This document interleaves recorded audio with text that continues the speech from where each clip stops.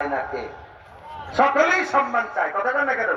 অসম্মানী হতে চান, অপমান হতে চান, বেইজ্জতি হতে চান, সম্মান যদি পাইতে চান, আল্লাহ পাক বলেন ইন্না আকরামাকুম, এই উলামায়ে কিরাম সাক্ষী, ইসমে তাফজিলের সিগা, তোমাদের মধ্যে সবচেয়ে বেশি সম্মানী, আকরাম মানে সবচেয়ে বেশি সম্মান, সবচেয়ে বেশি সম্মানের উপরে কি সম্মানী থাকে নাকি? তোমাদের মধ্যে সবচেয়ে বেশি সম্মানী কে? প্রেসিডেন্ট। ভাই তাদের যে সেদিনকে ঢিলি নামায় দিল। তোমাদের মধ্যে সবচেয়ে বেশি সম্মানীকে? প্রধানমন্ত্রী। তাও তো সেটি চলে যায়, তাই না? ঠিক পারে না। সবচেয়ে বেশি সম্মানীকে? স্বরাষ্ট্রমন্ত্রী, তারও তো তালাশ করে পাওয়া যায় না।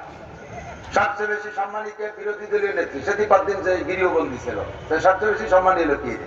সবচেয়ে বেশি সম্মানীকে? ডিআইজি সাহেব, তিনিও তো জেলে।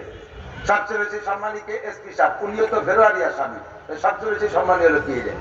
আল্লাহ কয় ওই সব জায়গায় সবচেয়ে বেশি সম্মান না, যার মধ্যে আল্লাহর ভয় আছে সেই হলো সবচেয়ে বেশি সম্মানী। তাই কিছু ফকির যদি হয় তাহলে মানুষের দ্বারা ভালোবাসবে, মৌলবী হলে ভালোবাসবে, কৃষক হলেও ভালোবাসবে, ডাক্তারও যদি ভয় আলা হয় তাহলে আল্লাহ তাআলা তাকে মানুষের কাছে ভালোবাসার পাত্র বানায় দেবে।